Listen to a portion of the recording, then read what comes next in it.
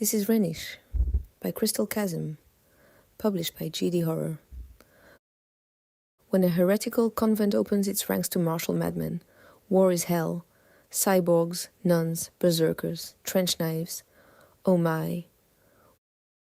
Warning, themes on the occult and violence. Now the circle is cast. Enter willingly. Chapter 1. No Man's Land has a new landlord. France, 1918. Sector 7, American Expeditionary Forces. 2:04 hours. The mud had no bottom.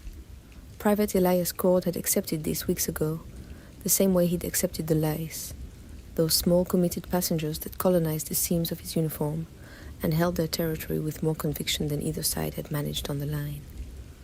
The rot-sweet smell of corpses softening somewhere past the wire, the particular silence preceding a German mortar, that held breath second where the world seemed to reconsider itself before the round arrived and made the reconsideration moot. He'd learned to read the trench the way a sailor reads a sky, by the small things first, the way the mud at the sump changed color when the water table shifted, the way the rats moved differently when something large was coming up the communication trench, the way his own hands felt on the cold iron of his rifle at 3 a.m. after the 4th consecutive day of standing watch. Tonight, the sky was wrong in a way he didn't have a category for. He'd been on the firestep since midnight, sharing the watch with Private Hector Dunn of Harrisburg, Pennsylvania, who had been a school teacher before the war and had retained from that career a habit of careful annotation, keeping a small ledger in his breast pocket in which he recorded the things he observed on watch that he did not have words for. The ledger was nearly full. Dunn was 26 years old and looked older, the way all of them looked older, the trench having a specific aging effect that the Army's recruitment posters had not thought to advertise. He was standing 12 feet down the bay from Cord, his Springfield at the ready, his eyes in the dark over the parapet, when he said very quietly, "The rats stopped." Cord had already noticed. The rats were a constant of the trench in the way that the smell was a constant, the noise was a constant. They moved through the duckboards at all hours, fat on what the trench provided them in abundance, audible even when not visible, a continuous low rustle and scratch that the men had stopped hearing the way you stop hearing a clock. What you noticed was when it stopped. It had stopped. No wind either. The February air in northern France at 2 a.m. was normally in motion. Nothing dramatic, a low-channeled movement through the trench network that carried the various odors of the war from one position to another with democratic indifference. That movement was gone. The air was still in the way that air is still just before a pressure change, not calm, but suspended, the atmosphere pausing in some preparatory way that meteorology could describe, but the men of the Western Front had learned to read as something else entirely. Cord. Sergeant Hale's voice came low from the firestep above, barely a rasp. He was a compact man from Youngstown, who had been in France since 1917, and who communicated most of his assessments through the quality of his silences, rather than through speech. This was speech which meant the silence had already delivered its verdict. "You hearing that?" Cord listened. The artillery exchange to the north was the ambient condition. The guns had been talking to each other across the Belgian border for so long that their absence would have been more alarming than their presence. This was something else, something beneath the guns. Closer, rhythmic, almost ceremonial. A dull clank of metal kissing metal, with each footfall, each impact precisely the same weight and interval as the last. Not the sloppy clink of German kit, the loose buckles and canteen against bayonet scabbard of men moving with the normal entropy of men. Precise, deliberate, calibrated, like a clock someone had buried in the earth and left to tick. "Raider party," Cord said. His hand found the Mark I before his mind had finished the sentence. The trench knife came off his belt the way it had come off his belt in 10 months of practice, until the motion had no intermediate steps.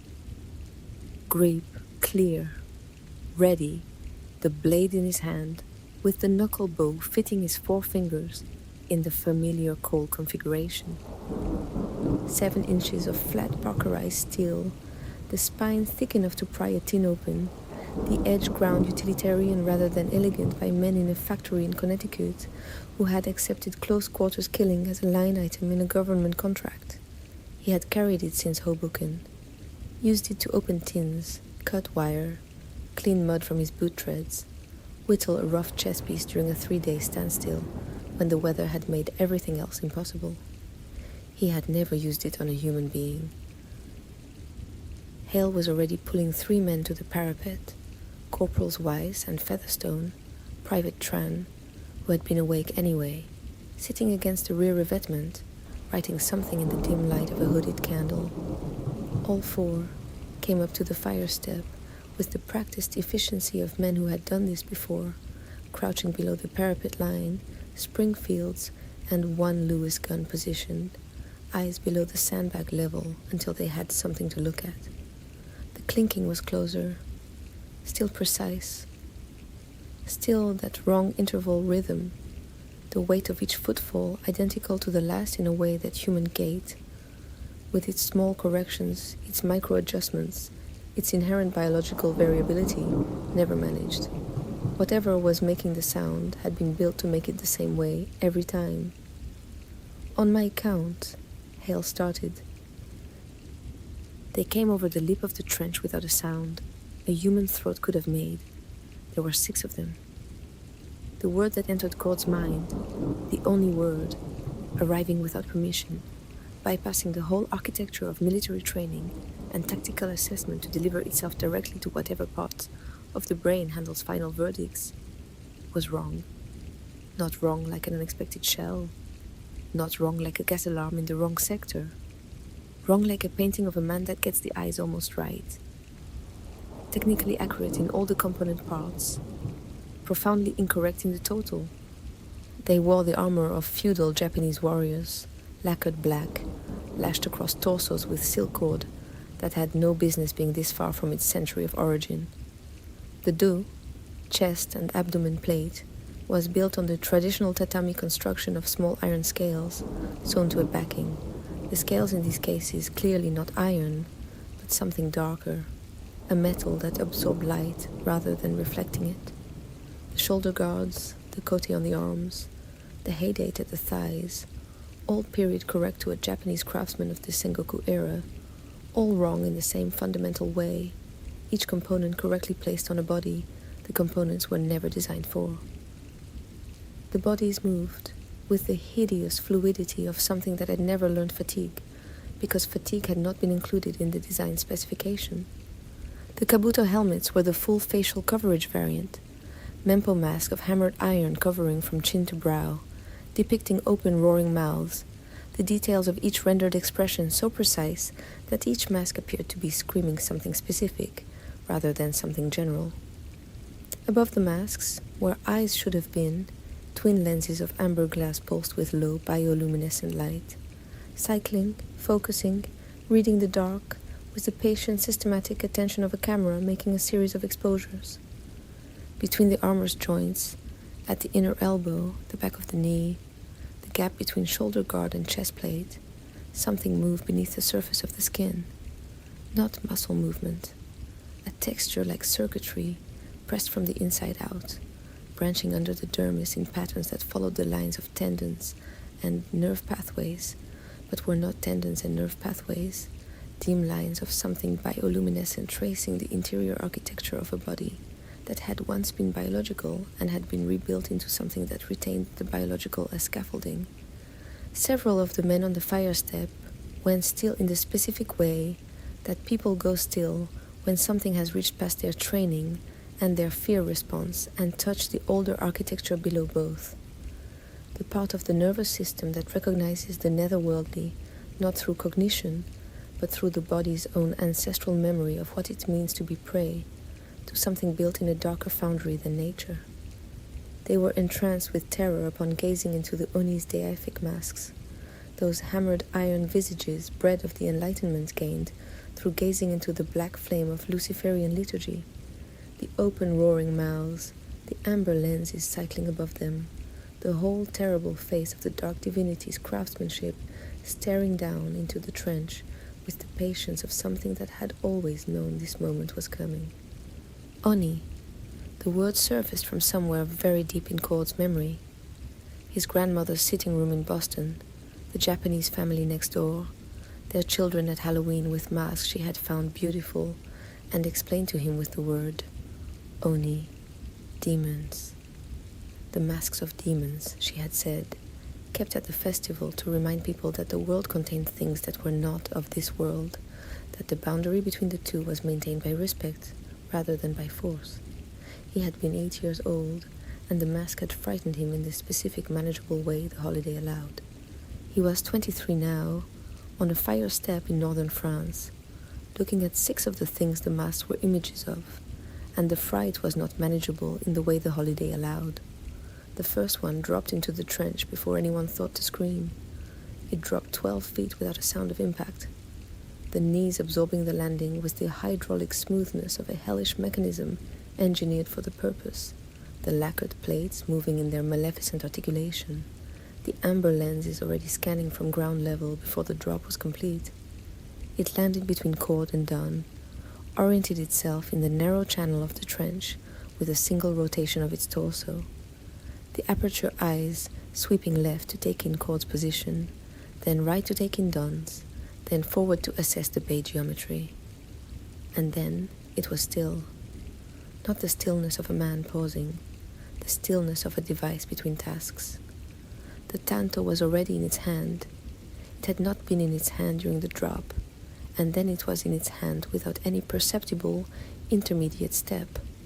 The 8-inch blade of laminated steel appearing in the right grip with the instantaneous finality of a fact being stated.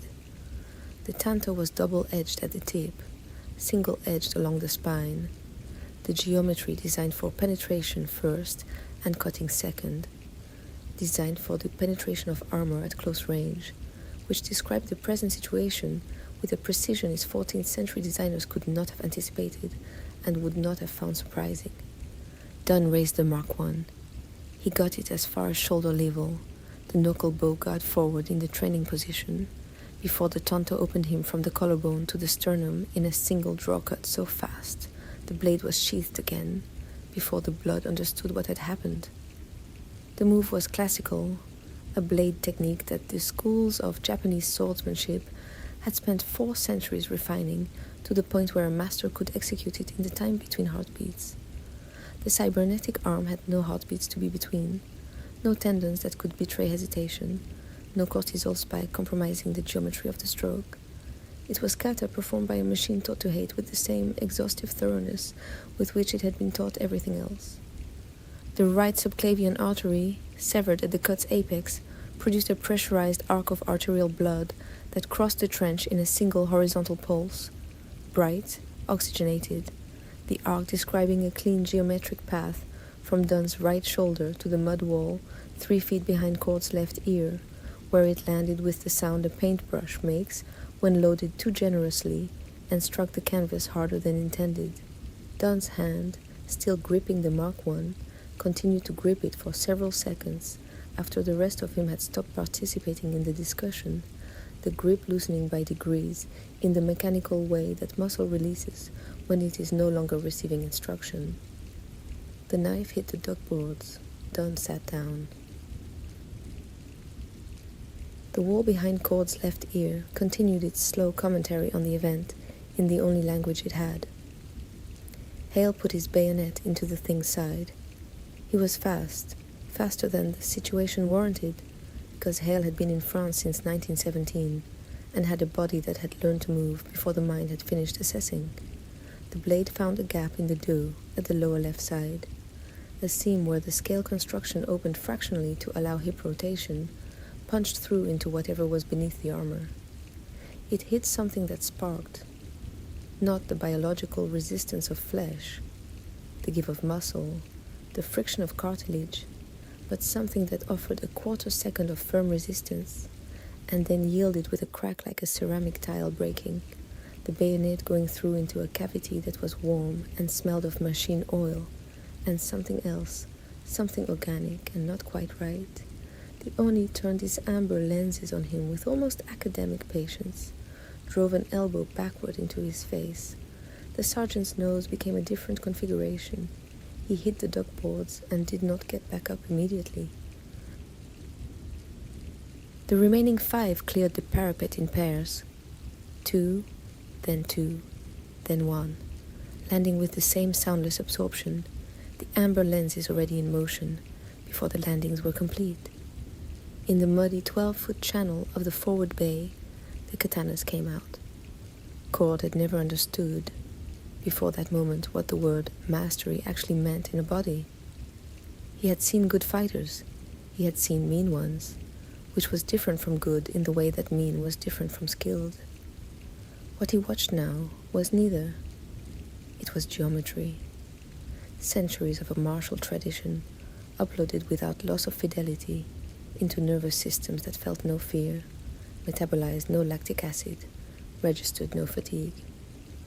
One of the Oni worked through Corporal Weiss, then Private Tran, in a single flowing pivot, a Kiri-Oroshi, the fundamental vertical descending cut, splitting Weiss from the crown of his helmet to the soft ridge of his left shoulder, the blade riding bone like a rail, the arm continuing its rotation without interruption into a redirected horizontal sweep, catching Tran across the throat at the precise anatomical depth required to sever the carotid, while leaving the trachea intact, a depth a field surgeon might have recognized as the deliberate product of careful study. There was something almost courteous about the calibration. The horror was not the savagery, it was the professionalism. Cord stabbed at the nearest one with his Mark I. He aimed for the seam at the hip, the junction of the doe's lower edge, and the haydate where the construction opened to allow movement, where something that passed for skin showed between the plates. The trench knife went in, the knuckle-duster guard hit the armor plate, and the blade punched through the gap with all his weight behind it, and a discharge happened under his hand, something that traveled up the blade into the copper of the guard and into the bones of his hand, and up the radius and ulna into the shoulder socket with the quality of a fence wire touched in wet weather, enough to communicate very clearly that the thing he had stabbed contained a system that objected to interference. What came back on the blade when he pulled it free was not entirely blood. There was blood, the right color, the right viscosity. And there was the other thing, an oil-dark compound that caught the dim light of the dying flare to the west, held it briefly with a faint luminescence, then released it as the light source died. The Oni looked at the wound with those slow amber lenses. The circuitry beneath its jaw pulsed once, a single beat of the subsurface light, brighter than its resting cadence, in the location, and with the quality of something that in a human face might have expressed contempt, but in this face expressed only the recording of relevant data. Then it caught his wrist in a grip. Cord felt in his teeth, in the roots of his back molars, in every socket of his skeleton, from the fingers of his trapped hand to the base of his spine. He dropped the knife. It landed in the mud between the duckboards and disappeared into it with the prompt indifference of the mud for everything it received. The trench had gone quiet in the way that only happens when the people in it have stopped having opinions about the future. The Oni held him suspended, an inch off the duckboards, studying him with those amber lenses in their slow cycling. Steam rose from the joints of the armor in thin curling columns, where some internal heat differential bled into the February air. The katana tip rested in the mud. Not raised, not needed. Cord was not steel. He had been past stillness since Dunn's arm had decorated the wall. He looked into the amber lenses and understood, with the crystalline clarity that only arrives at the absolute edge of everything, that whatever these things had once been, whatever lineage of warrior tradition, infernal engineering had produced them, they had not come to this sector on this night to fight. They had come to demonstrate.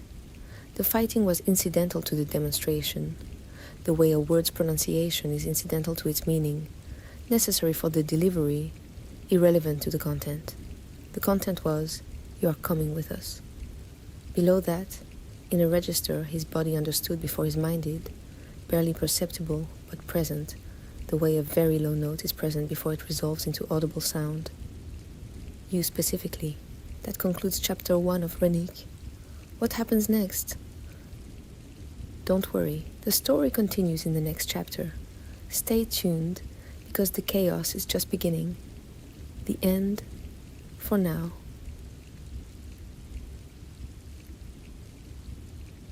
There are 3 ways to support the abyss.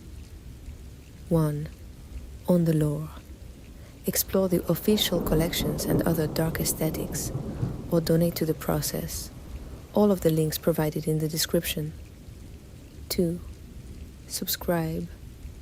Never miss an escape into horror. Hit the notification bell to stay updated on our latest narrations. And 3. Join the circle. Share this journey with other like-minded souls who appreciate the dark, the occult, morbid creatures, and other creations that arise from the abyss.